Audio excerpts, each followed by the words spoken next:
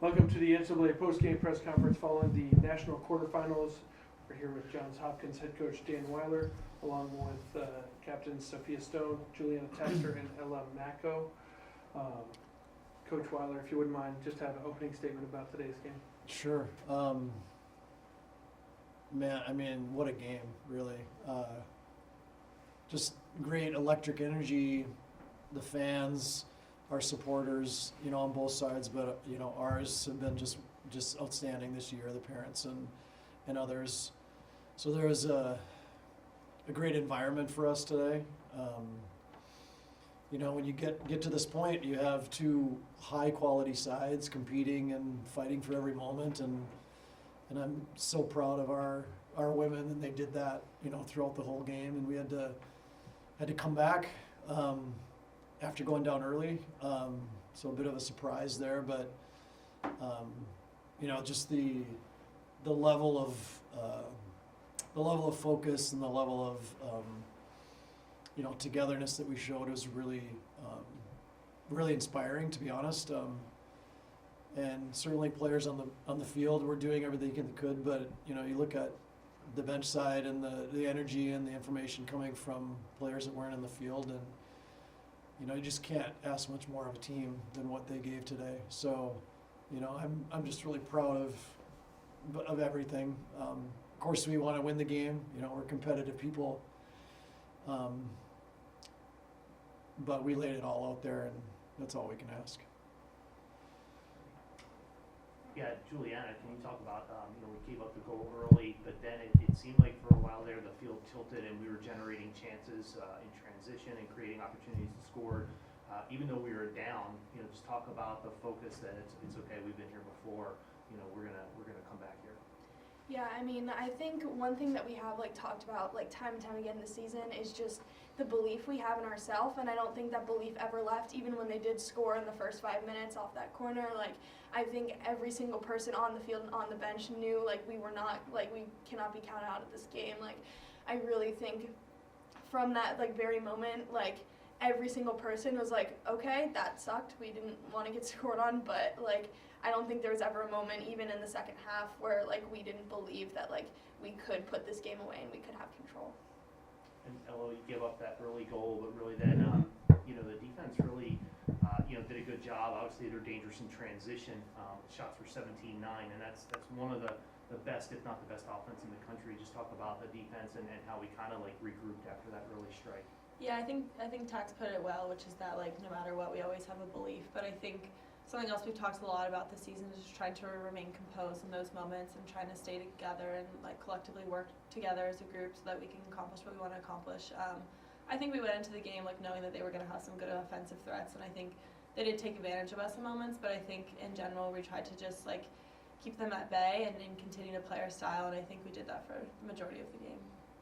Dan mentioned also the atmosphere here. Obviously, all three of you were part of the national championship team 2 years ago, and up in the press box we were talking about maybe this game was maybe deserving of a bigger stage. Just talk about playing in a game that really was, maybe one of the best Division III women's soccer games this tournament will see this year.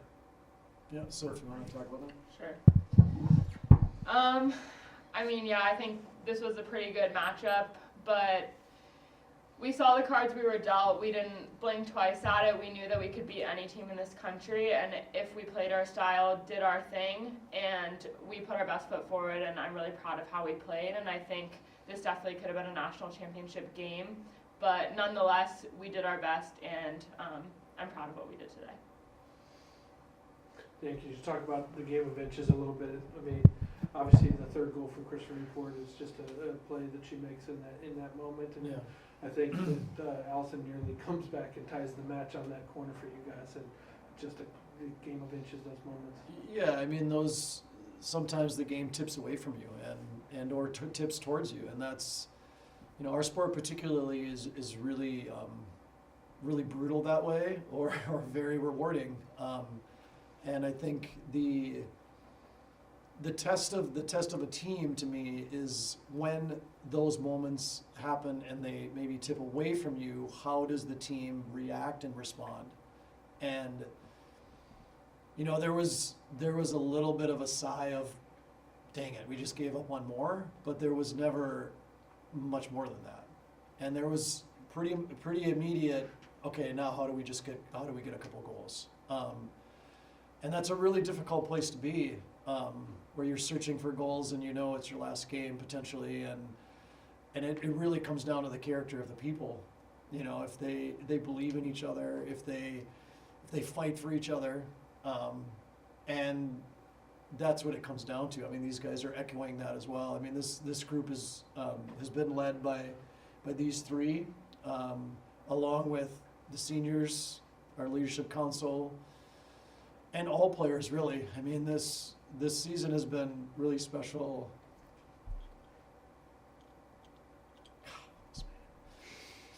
Really special for me,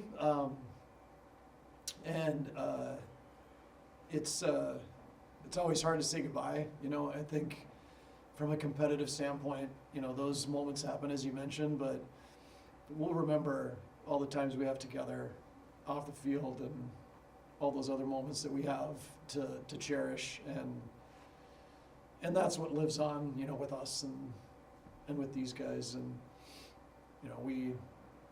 we feel so proud of ourselves, despite not winning. But I mean, the truth is that they win in different ways.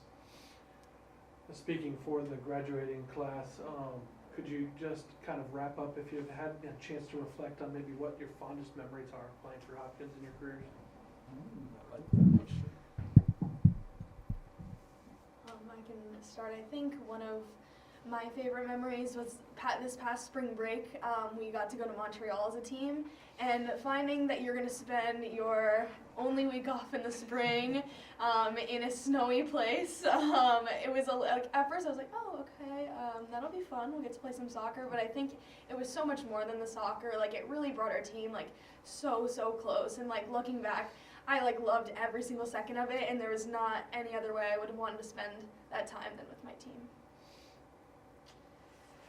I don't think I can pick just one, but it's just the little things that we get to do, like our FIFA lines, having the same group of people when we warm up, our juggling circle before every game, the bus rides, just the small moments, the small conversations that we get to have with our teammates.